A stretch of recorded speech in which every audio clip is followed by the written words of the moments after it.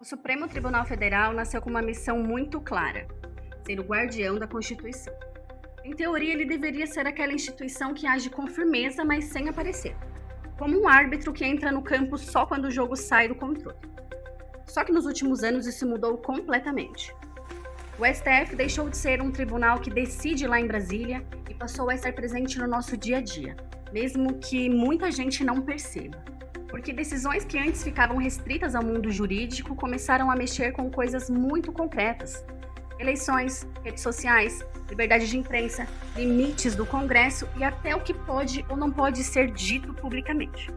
E aí nasce uma sensação que é quase coletiva no Brasil: a impressão de que o país está sempre no limite e que o Supremo virou uma peça central nesse conflito. Para uma parte da população, o STF se tornou a última barreira contra ataques à democracia. Para outra, o tribunal passou a acumular poder demais, ultrapassando limites e ocupando espaço que não deveria ser deles. E o resultado disso é um paradoxo. A corte nunca esteve tão forte e, ao mesmo tempo, nunca esteve tão questionada. E aqui está o ponto mais sensível. Quando o Supremo é visto como um salvador, ele ganha apoio. Mas quando é visto como um ator político, ele perde aquilo que deveria ser da sua maior força: a confiança.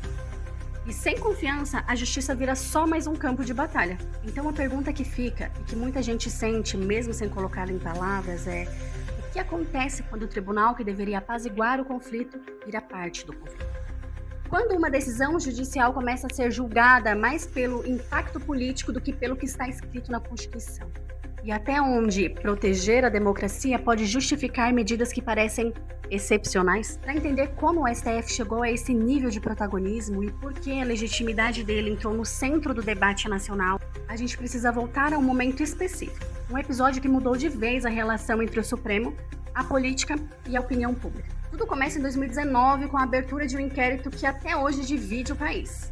Em março de 2019, o STF deu início a um dos episódios mais controversos de sua história recente: a abertura do ofício do chamado Inquérito das Fake News. A investigação foi instaurada sem o pedido do Ministério Público ou da Polícia Federal, com o objetivo declarado de apurar ameaças, notícias falsas e ataques à honra do Ministério da Corte. O então presidente do STF determinou a abertura do inquérito e designou diretamente o ministro Alexandre de Moraes como relator. Desde o início, juristas apontaram um ponto sensível: o Supremo acumulava ao mesmo tempo as funções de vítima, investigador e julgador, algo incomum no modelo acusatório previsto na Constituição brasileira. As críticas se intensificaram quando o inquérito passou a resultar em medidas como busca e apreensão, quebra de sigilo, bloqueios de redes sociais e prisões determinadas diretamente pelo relator. Para críticos, o procedimento adotado se aproximava de um modelo inquisitorial, no qual não há clara separação entre quem acusa e quem julga. Outro ponto levantado foi a ausência de um fato determinado no momento da abertura da investigação. Diferentemente de inquéritos tradicionais, que partem de um crime específico,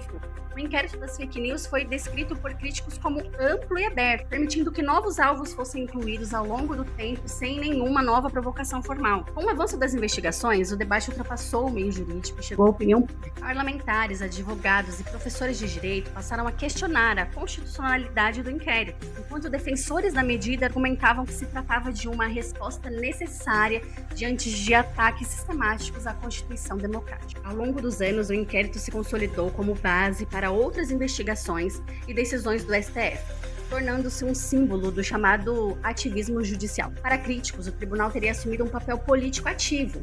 Para defensores, estaria apenas preenchendo um vácuo deixado por outros poderes. Esse embate marcou o início de uma mudança profunda na percepção pública do Supremo, de árbitro discreto à Constituição para protagonista central da arena política brasileira. Com o avanço das decisões monocráticas e a ampliação do alcance dos inquéritos, especialistas passaram a alertar para um desgaste institucional do STF. Análises apontam que o excesso de protagonismo judicial pode comprometer a confiança da sociedade na imparcialidade da Corte, elemento essencial para qualquer tribunal constitucional.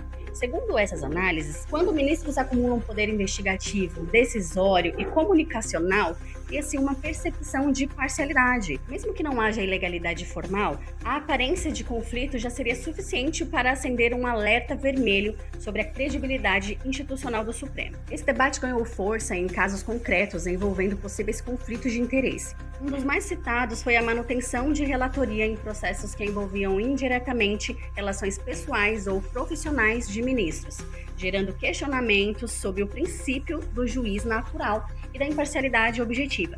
O caso envolvendo o Banco Master ampliou ainda mais esse desconforto. Reportagens destacaram contratos milionários entre a instituição financeira e um escritório ligado à esposa de um ministro do STF, além de encontros e contatos frequentes entre figuras do judiciário e autoridades responsáveis pela supervisão do sistema financeiro. Embora não tenham sido apresentadas provas de ilegalidade, o episódio teve forte impacto simbólico. Para críticos, o problema não estava apenas na legalidade dos atos, mas na erosão da confiança em instituições judiciais. A credibilidade depende não só da correção formal, mas também da percepção de independência. A própria repercussão internacional do caso, citada por veículos estrangeiros, foi apontada como um sinal de que a imagem do STF ultrapassava fronteiras e passava a ser observada sobre um olhar crítico global. Esse escrutínio reforçou o debate interno sobre a necessidade de mecanismo de autorregulação ética. Neste contexto, surgiu a proposta de criação de um código de conduta para ministros do Supremo.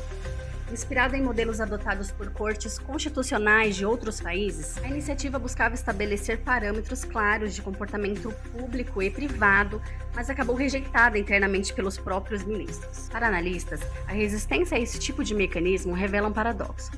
Ao mesmo tempo em que o STF rejeita controles externos para preservar sua independência, também resiste a fortalecer instrumentos internos de accountability, ampliando a vulnerabilidade política da instituição. Outro ponto central das críticas ao STF envolve suas decisões relacionadas à liberdade de expressão e à imprensa.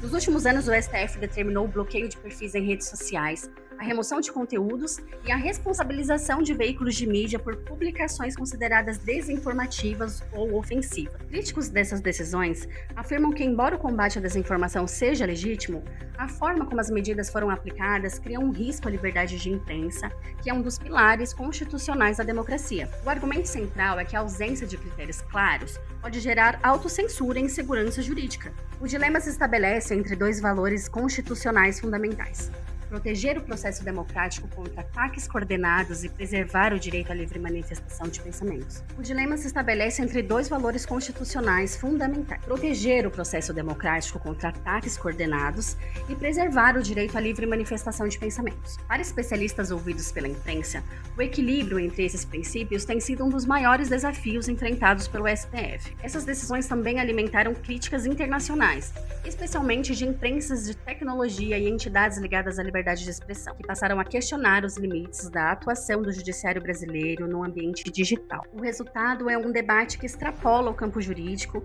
e que se torna político. Até que ponto o Supremo pode restringir a expressão em nome da proteção democrática, sem comprometer as próprias garantias que jurou defender? O STF segue sendo um ator central da democracia brasileira. Sua atuação foi decisiva em momentos críticos da história recente, reforçando a estabilidade institucional e o cumprimento da Constituição. Ao mesmo tempo, o acúmulo de poder, o protagonismo político e os episódios que levantam dúvidas sobre imparcialidade contribuíram para uma perda gradual de confiança por parte da sociedade. A polarização em torno da corte não é apenas política, mas institucional, afetando a forma como suas decisões são percebidas. Quando decisões passam a ser avaliadas mais por alinhamento ideológico do que por fundamento jurídico para a democracia real, a legitimidade do STF depende não só de sua autoridade constitucional, mas da confiança pública e sua neutralidade e previsibilidade. No centro desse debate está a tensão permanente. Como equilibrar a proteção da democracia com os limites do poder judicial? Até onde pode ir o guardião da Constituição sem comprometer a própria legitimidade que sustenta sua autoridade?